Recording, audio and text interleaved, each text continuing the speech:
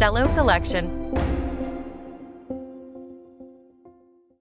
Every pipe has its own destiny, a destiny that creates its own story. Dear enthusiast of creativity and curious about the pipe, today we take you to Louisiana in the New Orleans. An unbelievable place where there is a euphoric atmosphere in every part of the intricate streets of the great city. A place that marked the destiny of the Castello pipe.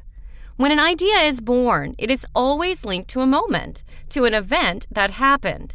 It develops through a sensation generated by an emotion. Now let's close our eyes and together let's fly with our mind to the great city of New Orleans. Flying over the sea and river port on the Mississippi, we listen to the music coming out of the clubs and try to enjoy their unusual madness powered by culture.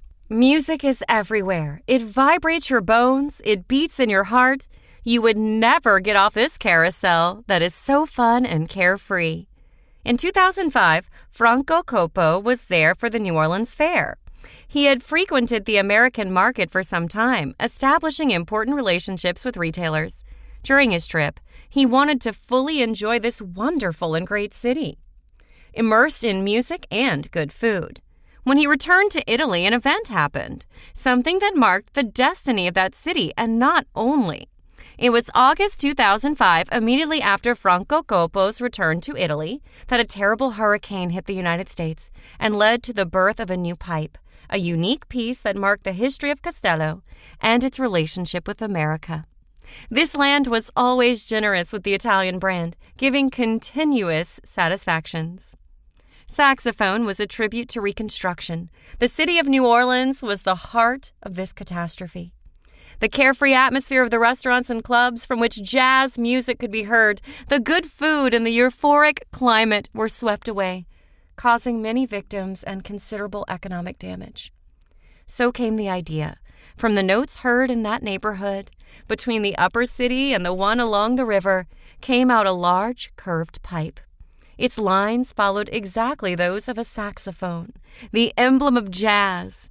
Its striations, engraved in the briar wood, imitated the keyboard of this instrument that has always represented the musical scene of that area that was devastated by Katrina. And so it was that the destiny of the saxophone pipe was traced. It came into the world to encapsulate the atmosphere of a part of the United States that captures the heart, a place you never want to leave. A generous pipe created to help rebuild this great city on the Mississippi. A Castello pipe that was able to evoke and celebrate the jazz soul that the city needed to regain.